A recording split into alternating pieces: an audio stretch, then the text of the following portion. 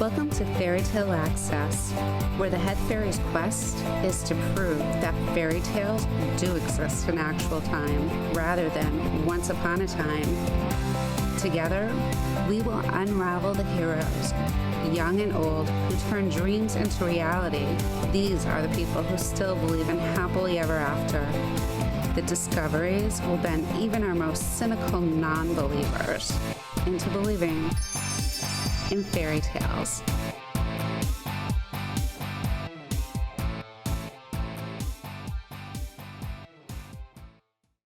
Hi, welcome to Fairy Tale Access. Today, by Skype, I have Suman Sakhar, the author of The Supply Chain Revolution, new thought-provoking book for CEOs, up-and-coming business people. This was amazing. Thank you for joining us. Oh, thank you, Dennis. Thank you for having me. I would love to talk to you about that book. Wow. How long did it take you to write The Supply Chain Revolution?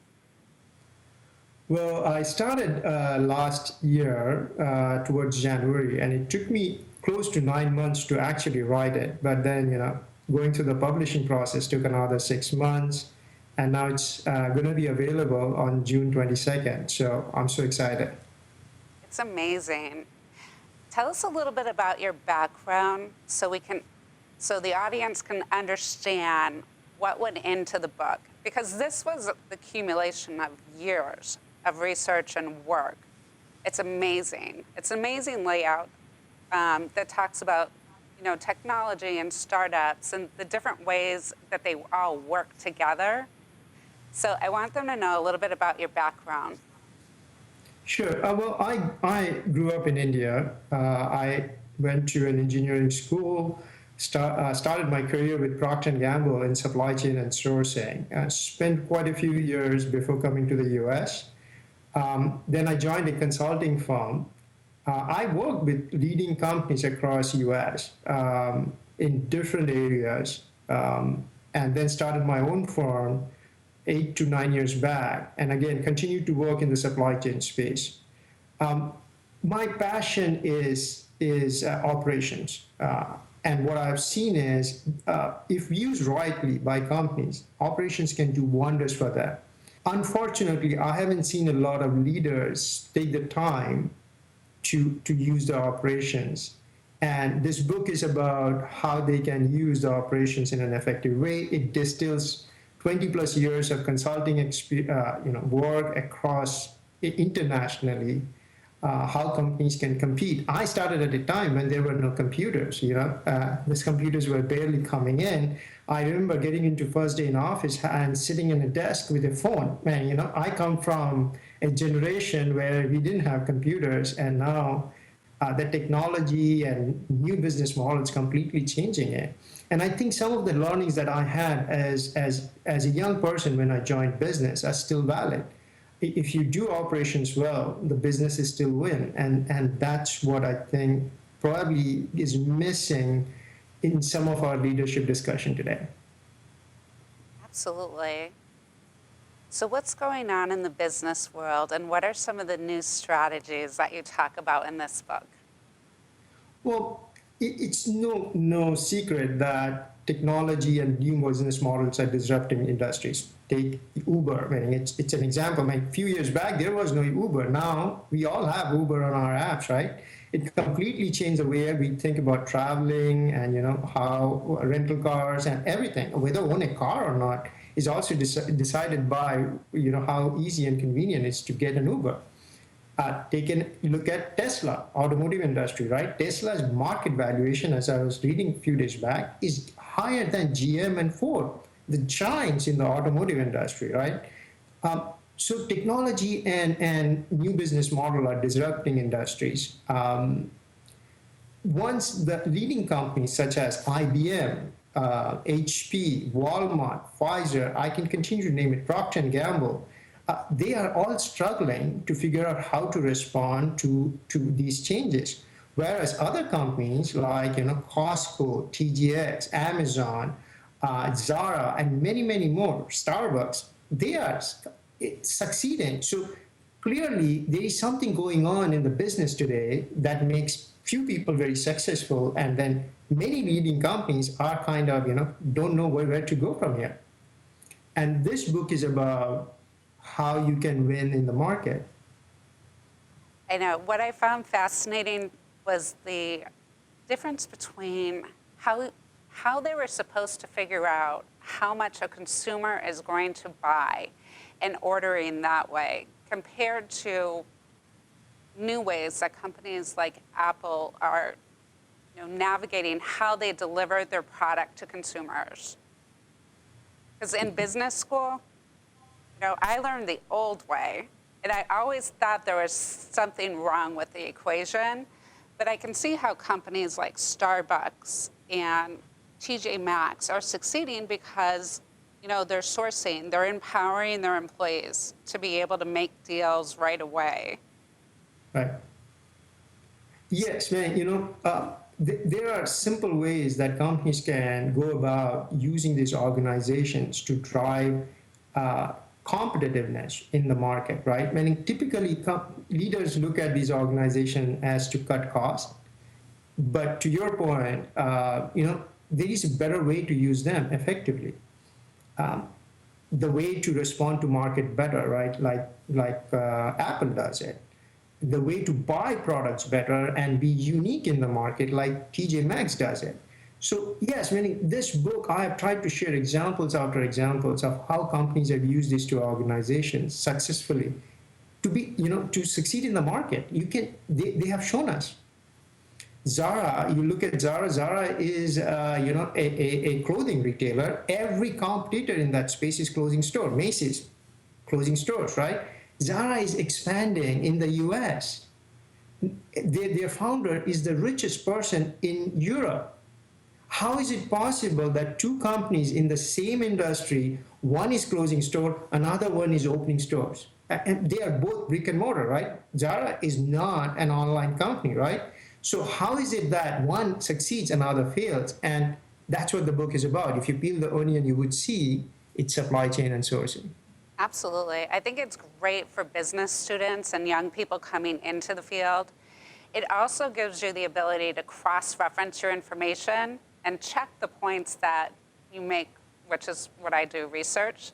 So it was amazing. And I found out more about the companies and the business by just the ability to cross-reference. And it was, the way you wrote it, it was really thought-provoking. Like, what if we did it this way? How could we change this? So how can this supply chain concentration increase revenue? Right. So if you look at, there are three ways companies can increase revenues. Three basic ways, whether you're running a large company, small company, or a small, medium-sized companies. Anywhere in the world, you get revenues from your existing customers, more money from the existing customers. You launch new products and services, right? And the third one is you partner with somebody to go to market with new offerings. There may be a couple of more, but these are mainly the ways you can go and increase revenues. And typically, supply chain and sourcing guys are thought to be, well, we will not involve them, right? It's typically sales and marketing and R&D that play in this space. But if you look at the way to drive revenue from your existing customer base, look at Amazon, the way they do it is by excellence in customer service. That's how you get customers to buy more from you, right? And the core behind providing a good customer service is to have a good service model that's unique, that nobody can compete. And supply chain and sourcing, supply chain particularly, is key to that. In terms of launching new products, most innovative companies, and I have worked in the Bay Area and lived there, you would see them spending a lot of money on R&D in innovation, very, very little on how to take that innovation to market. In this book, I talk about Boeing and how they struggle with taking their innovations to market. 787 is a great example. They made that aircraft a long time back. It took them 11 or so many years to get it to market. Supply chain and sourcing can take your product to market sooner and then ramp up quicker if the CEOs invest in that. And the third thing is alliances. Most companies believe that they can get to market by acquiring other companies.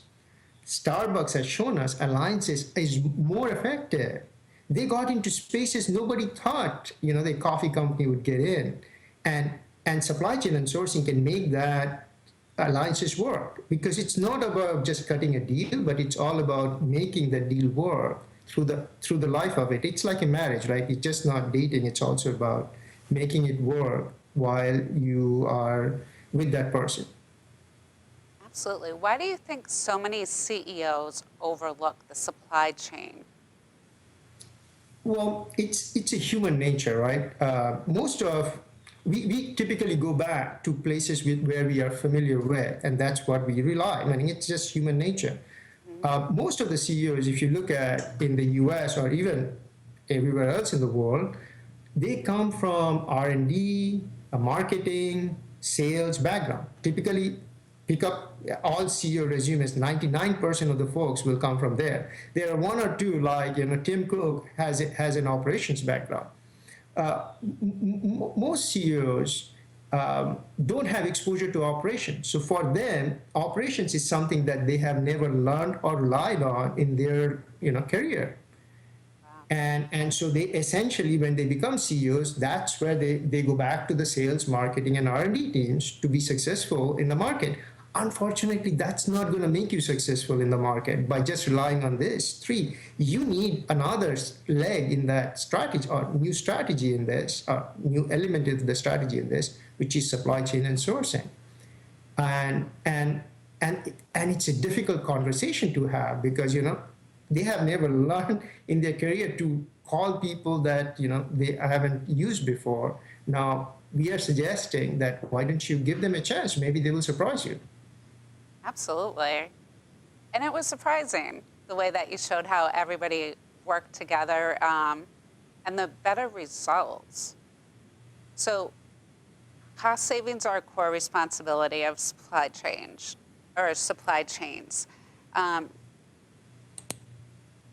And sourcing organizations. So what was your point there that you were trying to get across? So, yes, so cost savings is a core responsibility of both supply chain and sourcing. I mean, you ask any CEO, they will say that's what they are there for. So, Suman, what's your point, right? That's what you're asking. Cost savings and cost reductions are two different things. Cost savings means going after a few areas to reduce cost, or cut costs, right?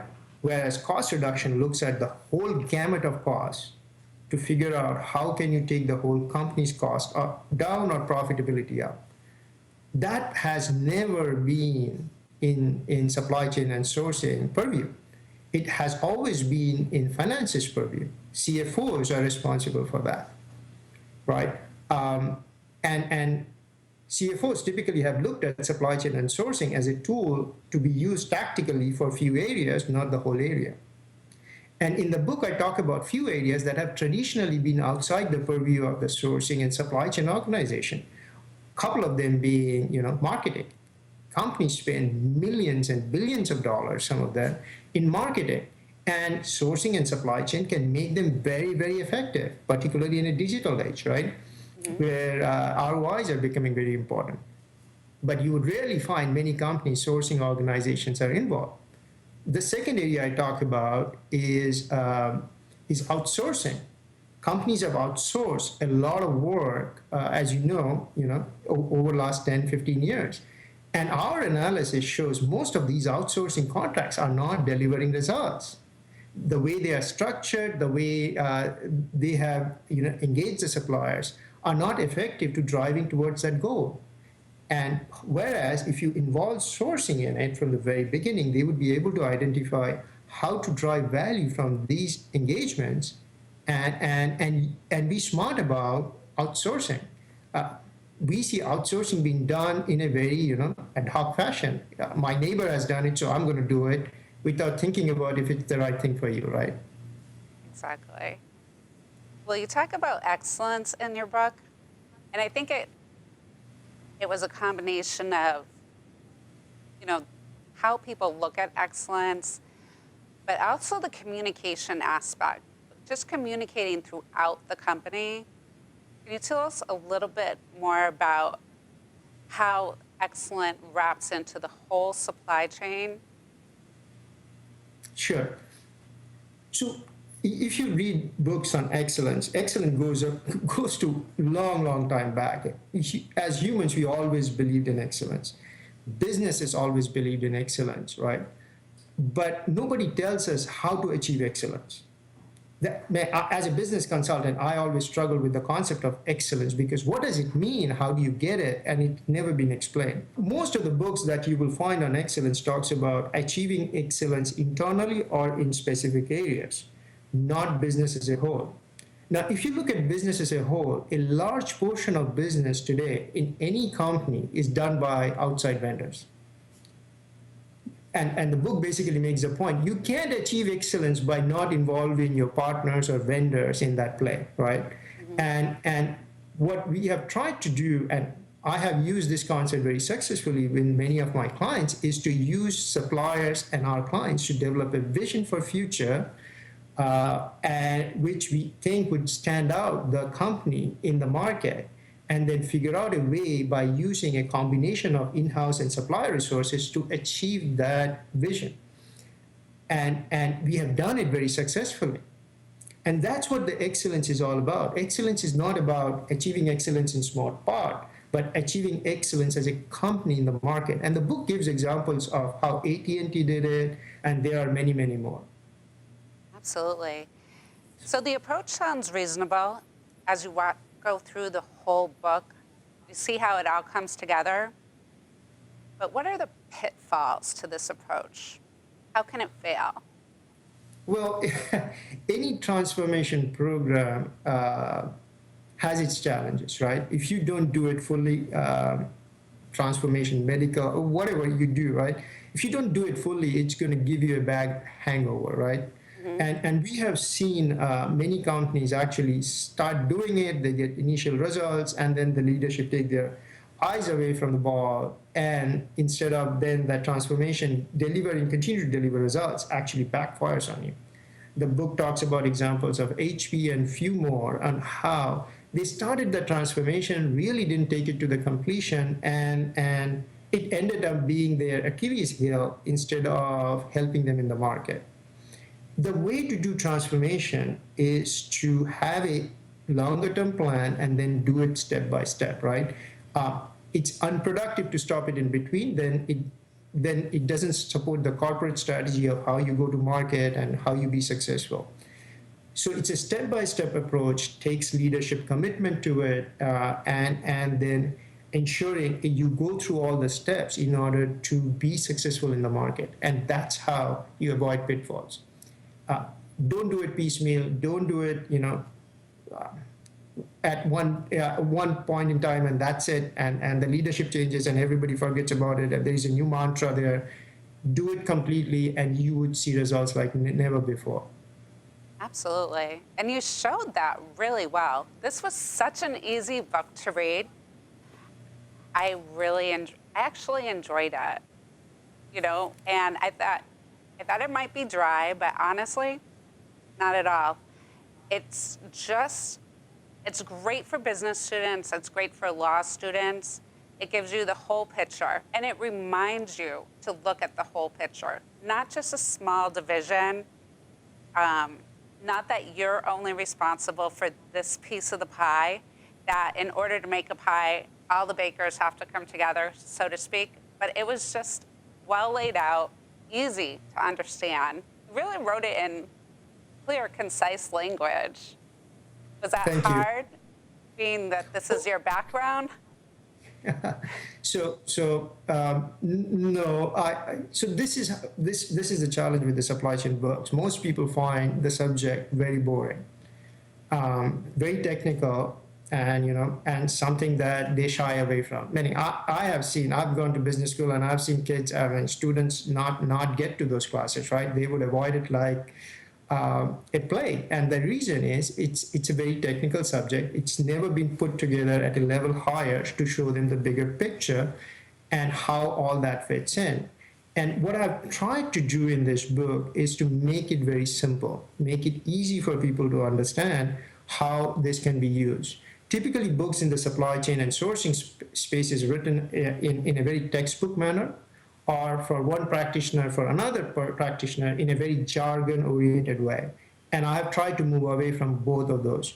Writing a book like this is difficult. I mean, it takes a lot of time to, to distill the message, keep it at a high level, not get into the minutia of it. And I had good editors helping me out with those. So I was lucky enough to have a very good team to help me write this book. And I hope it's a good book and people enjoy it.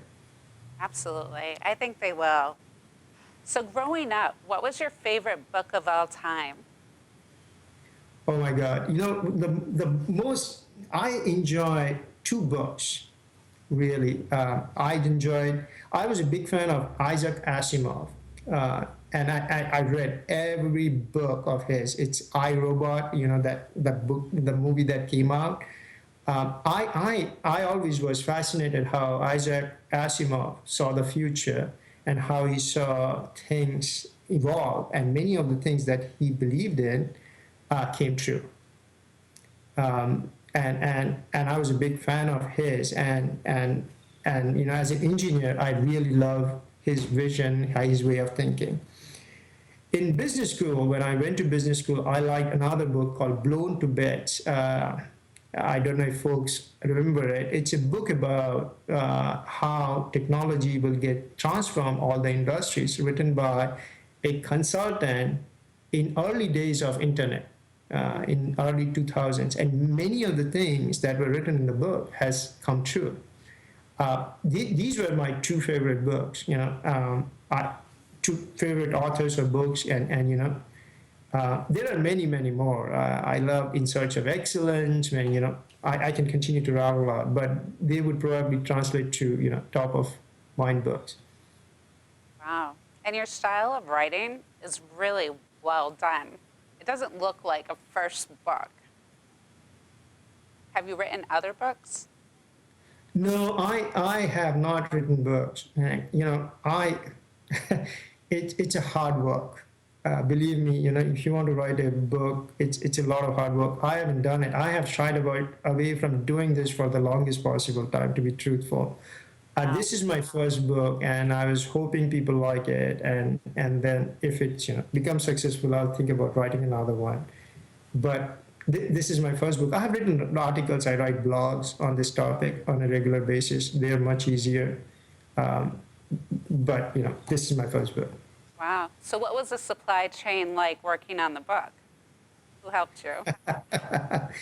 Well, it's about figuring out, how to not only write a book, but essentially have people, publishers, getting agents. I mean, it's about, figuring out who are different players in this and how do I get this published. I'm the first-time author, and you know this better than I do. First-time authors don't get published.